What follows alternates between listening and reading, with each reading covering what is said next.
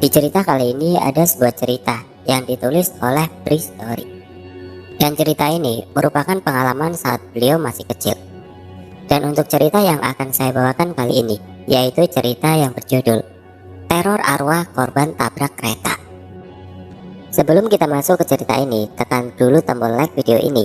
Dan jangan lupa tekan juga tombol subscribe. Dan nyalakan juga lonceng notifikasinya, agar teman-teman tidak ketinggalan cerita-cerita baru dari channel ini. Dan bagi teman-teman yang ingin baca langsung ceritanya, follow juga akun penulis yang nanti linknya akan saya sertakan di kolom deskripsi. Dan seperti apa untuk kisah kali ini?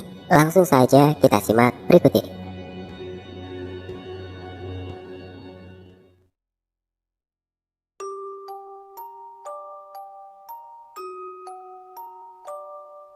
Kali ini saya akan cerita pengalaman waktu kecil, terjadi pada pertengahan tahun 90-an.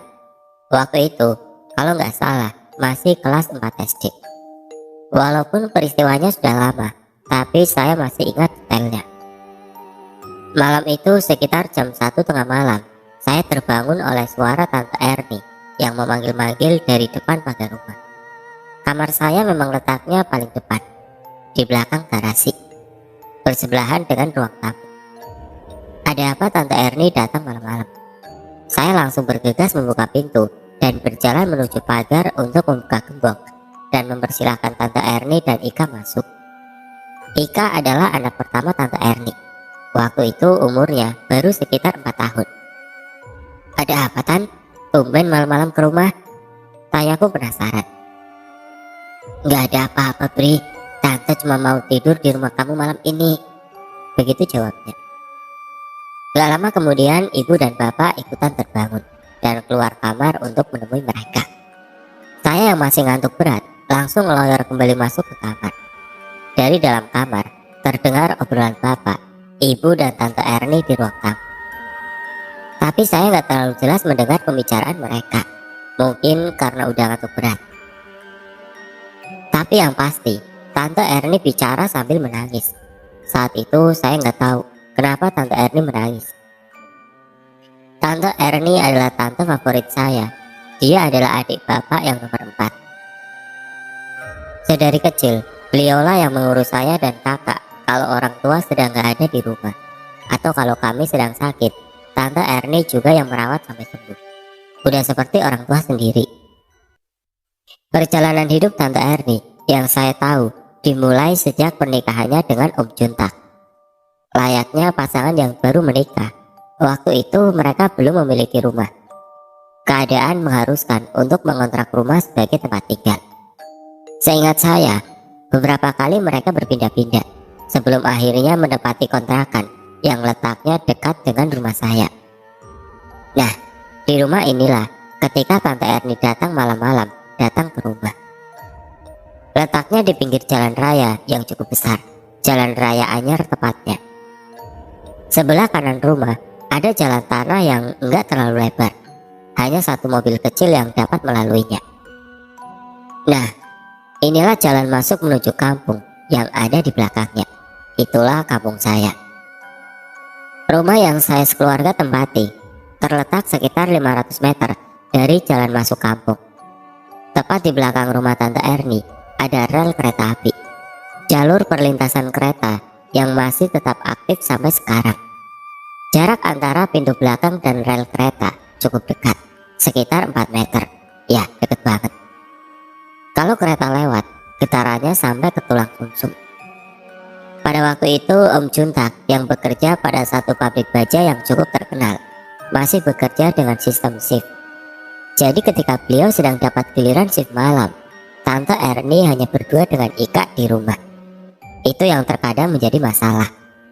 Yang saya tahu, Tante Erni itu perempuan yang pemberani. Tapi entah kenapa, sejak tinggal di kontrakan terakhir itu, dia selalu minta untuk ditemani ketika Om Juntak sedang shift malam. Seperti takut untuk tidur sendirian. Kampung tempat saya lahir ini sekitar 20 tahun yang lalu masih tergolong sepi. Rumah kami letaknya hampir pada paling ujung kampung. Setelah itu hanya ada kebun kelapa dan persawahan. Tipikal daerah Banten, kampung ini juga syarat dengan hal-hal mistis. Salah satu contohnya adalah santet. Beberapa kali saya melihatnya berseliweran. Atau beberapa kali ada anak kecil yang hilang pada waktu maghrib, membuat heboh seisi kampung. Lalu tiba-tiba beberapa jam kemudian si anak muncul. Katanya anak itu diculik oleh kalong wewe. Makanya apabila sudah masuk waktu maghrib, suasana kampung menjadi sepi. Beberapa bulan sebelum kejadian Tante Erni malam-malam datang, ada peristiwa yang menggegerkan seisi kampung. Bisa dibilang seisi kota malah. Ada orang tertabrak kereta terjadi di perlintasan yang letaknya persis di belakang rumah Tante Erni. Korbannya laki-laki dewasa.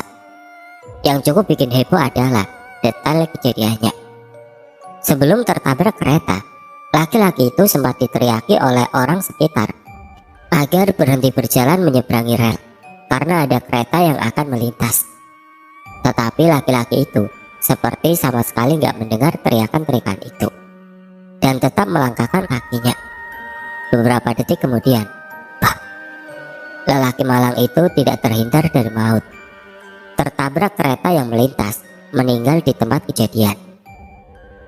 Ada peristiwa yang bikin geger pasca kejadian. Ternyata kepala korban terlepas dari badan dan tidak ditemukan selama beberapa jam. Cukup lama waktu itu yang dibutuhkan untuk menemukan kepalanya. Peristiwa tertabraknya terjadi sekitar jam 1 siang. Warga baru menemukan kepalanya pada sore hari menjelang maghrib. Coba tebak, di mana kepalanya ditemukan? Ditemukan di atas atap rumah Tante Erni.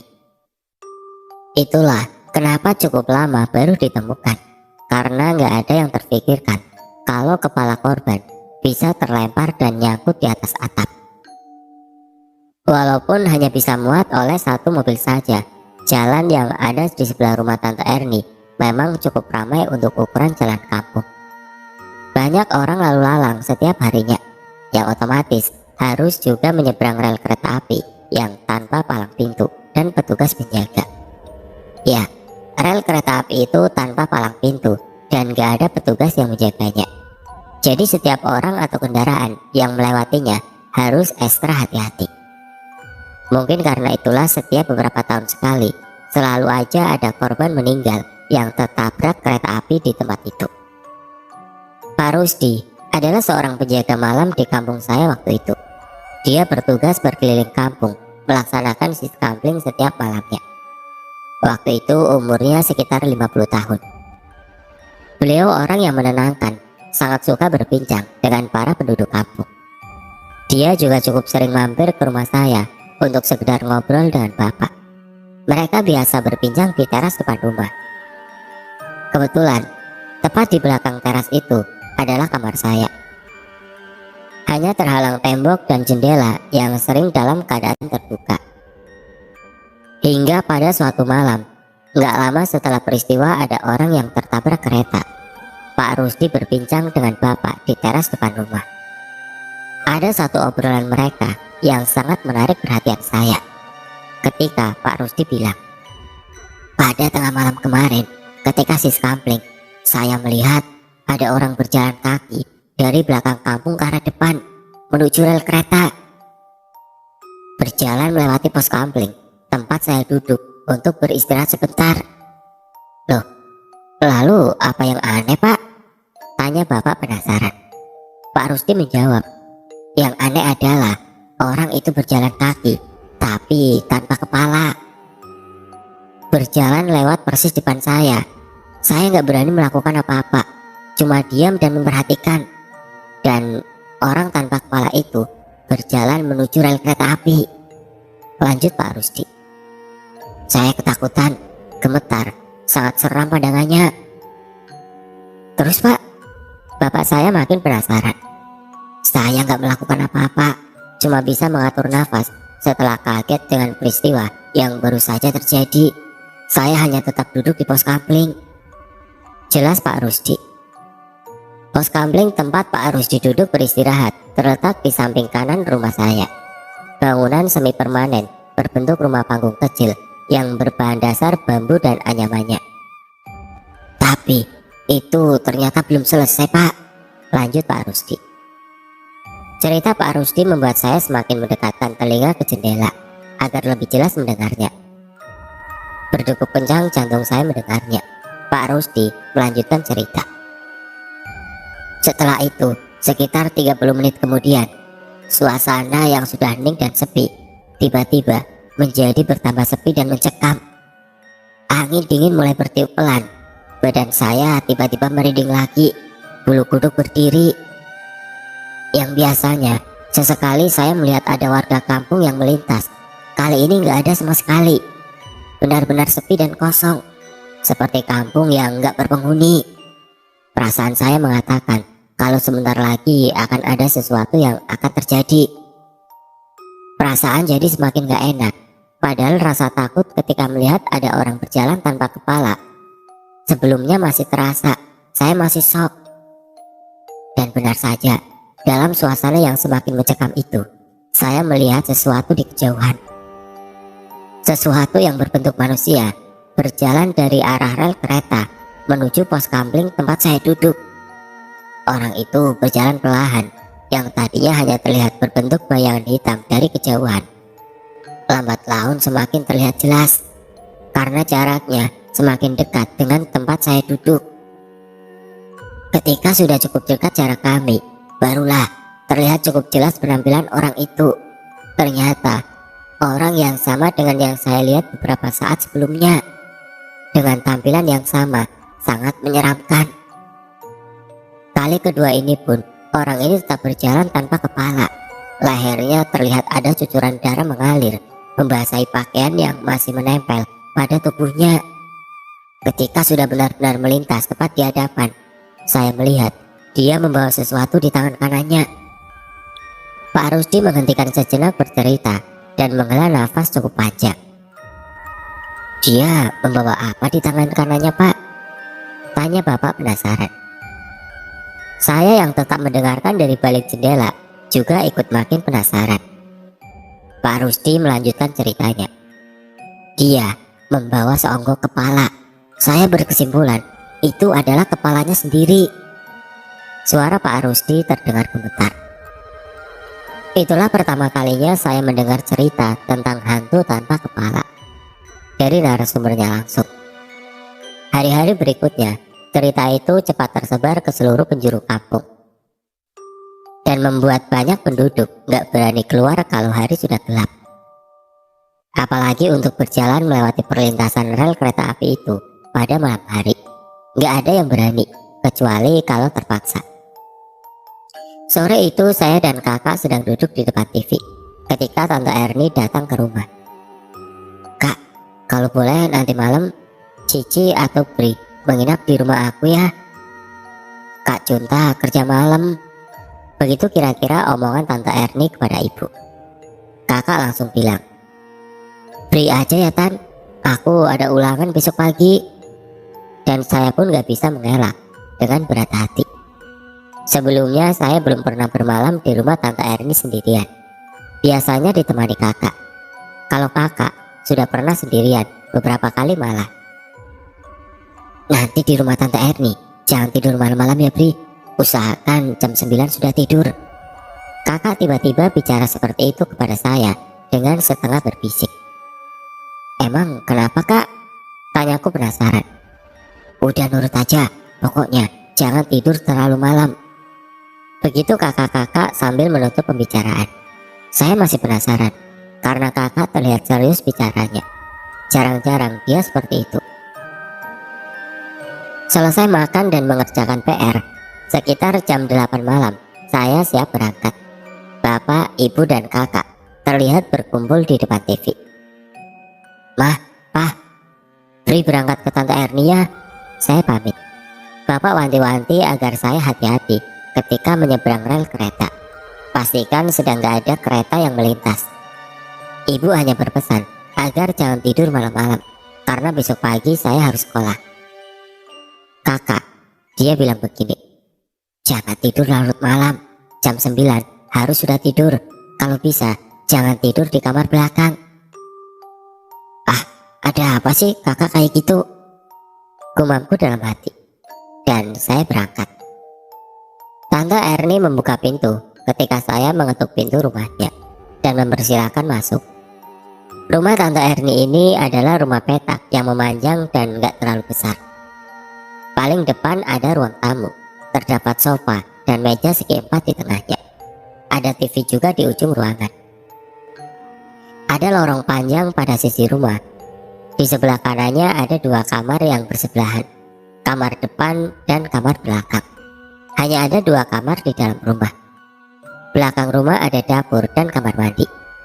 Di paling ujung ada pintu belakang yang apabila kita membukanya langsung berhadapan dengan rel perlintasan kereta.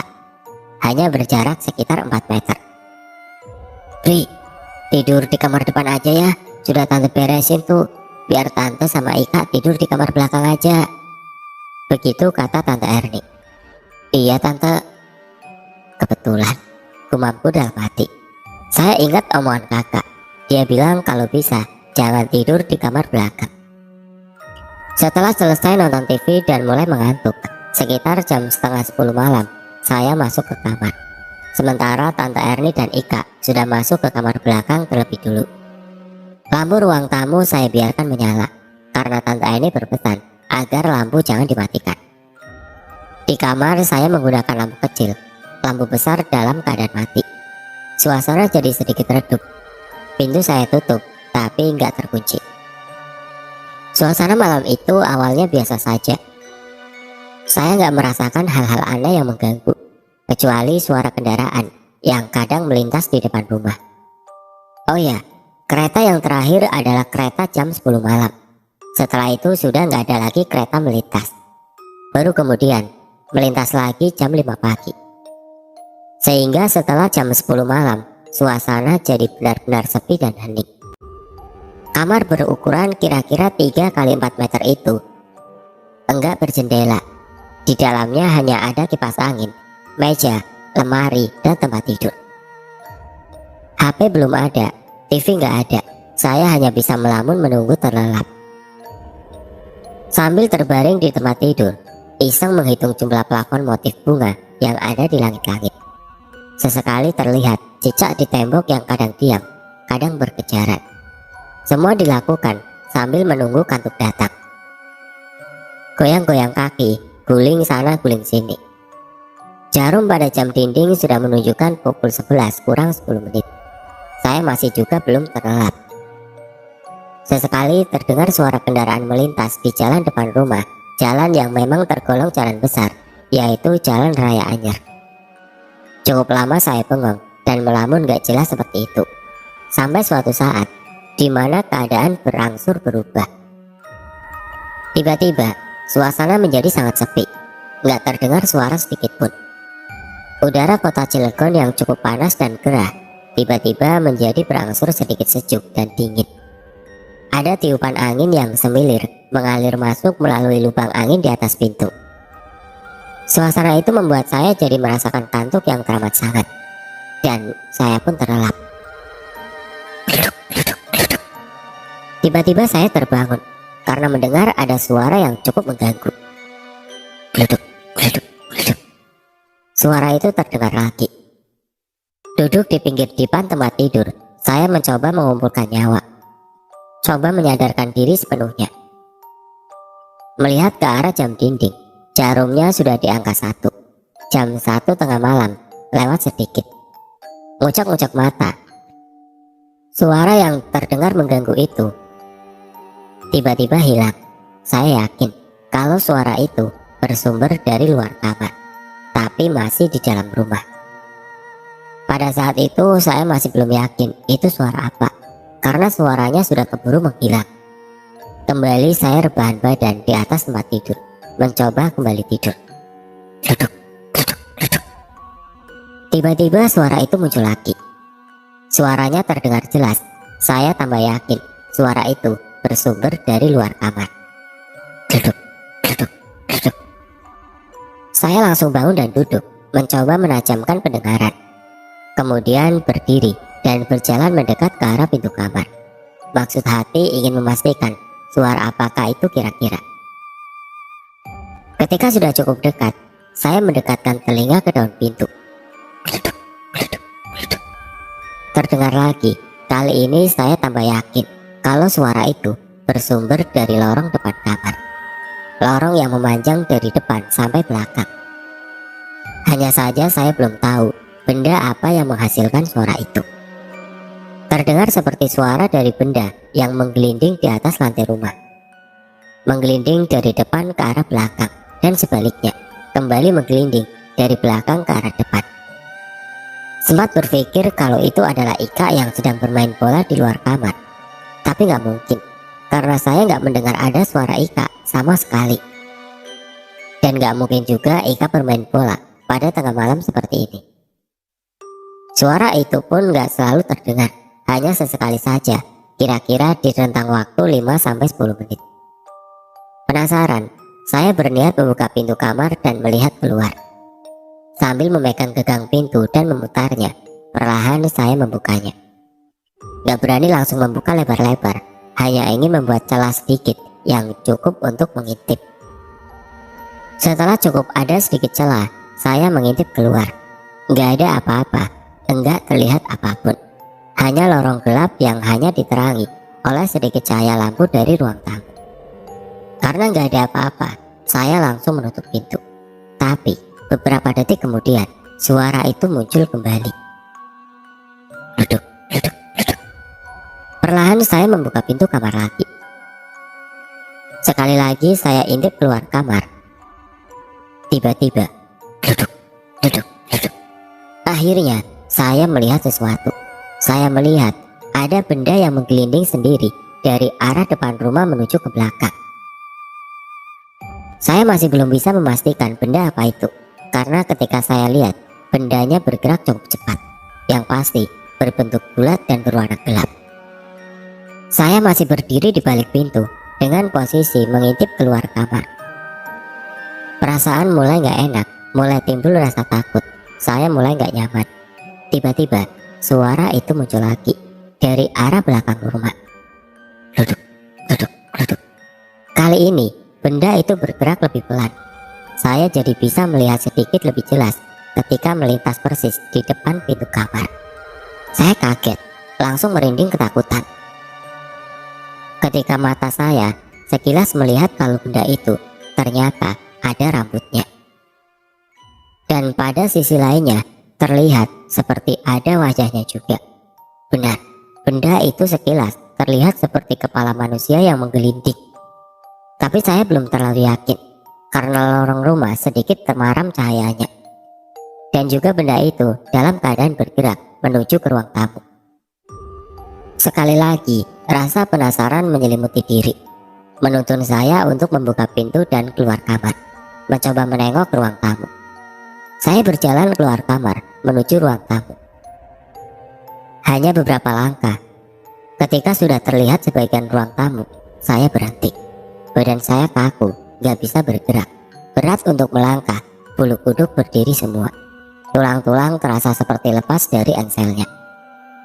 Semua itu terjadi karena dari tempat saya berdiri, saya melihat ada laki-laki sedang duduk di sofa ruang tamu. Laki-laki itu duduk tanpa kepala, menggunakan kemeja lengan panjang berwarna gelap, celana panjang lusuh berwarna cukup terang, dengan noda darah di beberapa tempat. Kepalanya di mana? Ternyata saya lihat kepalanya ada di bawah pintu depan, tepat di samping badannya yang sedang duduk di sofa dengan posisi wajah menghadap ke arah saya berdiri. Kemudian kepala itu tersenyum.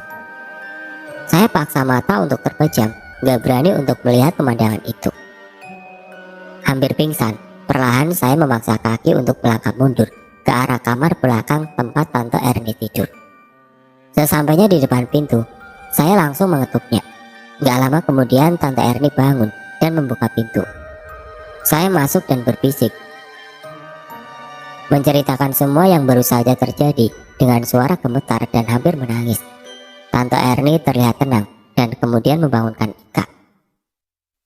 Kami bertiga lantas pergi keluar rumah lewat pintu belakang, pergi menuju rumah saya. Selama perjalanan, saya dan Tante Erni gak berani menoleh ke belakang. Akhirnya, kami bertiga malam itu pindah tidur di rumah saya sampai pagi menjelang. Itulah salah satu dari banyak petualangan peri kecil yang seru dan pastinya serap.